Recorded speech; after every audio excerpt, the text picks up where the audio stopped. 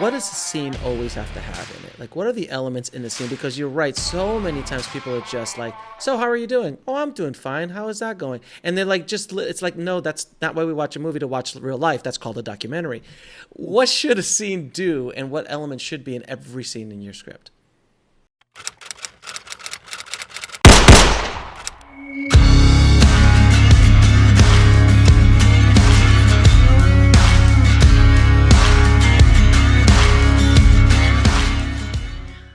God, I wish I knew. But I will say this, I mean, drama's conflict, right? Somebody Sure.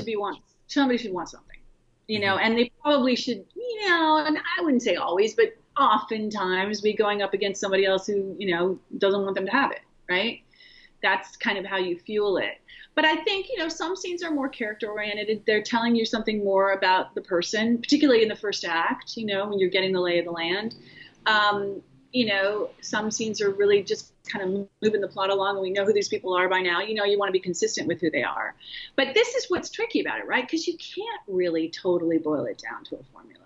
No. It's the prototype every time out, right? And that's why even people like Sidney Pollack, have their hits and their misses. It's just it's intangible in a way, But in general, you want to be moving things forward. You don't want to be repeating yourself. And you want the story to be building as you go. And you want there to be something at stake that people care about, or understand at least what it means to the protagonist, and that you care about whether or not they get it. Because if you don't care, then the whole thing is moot, right? Right. That's kind of fundamental. So then what film, in your opinion, has, as an example, like a perfect setup, structurally speaking? Great. There's quite a number of them, because I know this because I teach them in my class. And I don't have anything that's really brand new, but, I try to get to newer things. But Tootsie is genius. Mm-hmm. But, Tootsie's like, I don't know, 8 writers on that. Yeah, there was Plus a bunch Sydney. of... Right? I mean, credited it's not, but like Elaine May was uncredited on that. Larry Gelbart was on that. Murray Schiskell, who was the guy who came up with it with Dustin, and then there were at least 3 or 4 others. I wasn't working for Sydney at the time, but, I'm aware at least 3 or 4 others that, he worked with, plus Sydney, who never took a writing credit, but worked very closely, with people developing scripts. So that's how hard it is. Right? This is how challenging this craft is. You got all those people at the top of their game, and it took them years. That thing did not happen overnight. I think that thing was in development at least 3 or 4 years before. And when they first pitched it to Sydney, when Dustin and I guess Murray Siskel first pitched it to Sydney, he's like, and he'd not done comedy, right? In fact, I think that's his only comedy, and it's really a shame because it's such genius. But he felt like, I don't really do farce. And it's great. I would go see it. If Blake Edwards did it, I'd go see it. But I don't know a way into it. A guy putting on a dress. And apparently in one of those meetings, somebody said something about, how it makes a man out of Michael. Like being a woman makes a man out of Michael. And that was what Sydney latched onto thematically. That was what was interesting. And I'm assuming that's a difficult pitch. Like that at that time in history as well, it must have been a difficult pitch. Yeah, Dustin, and he was a pretty big star, he was huge, yeah. And he really wanted to make it, and he really wanted to play it. There was something about playing that character he really sunk his teeth into. But that was the thing that made it interesting for Sydney. It was sort of the larger thematic question that he could explore there. But Toy Story is also masterclass in structure. Well, pretty much almost every one of their movies is a masterclass in structure. I mean, you could argue. Not all of them. I'm going to be unpopular here and say that I'm not as big a fan of the Pixar movies as I used to be, because this is just me.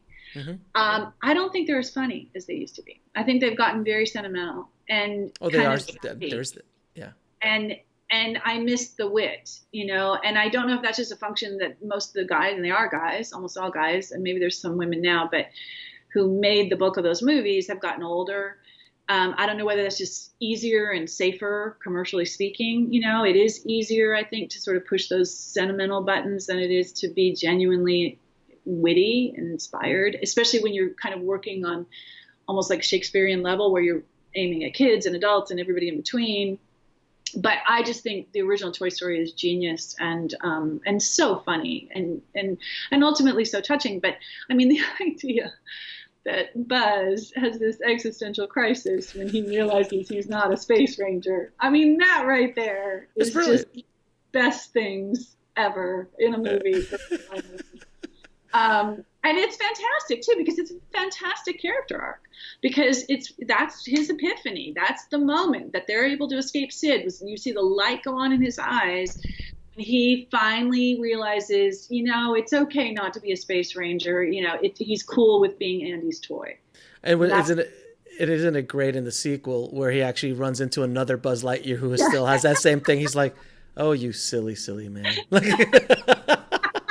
I mean, yeah. But, The King's Speech is another one that really hits those marks. Sideways really hits those marks.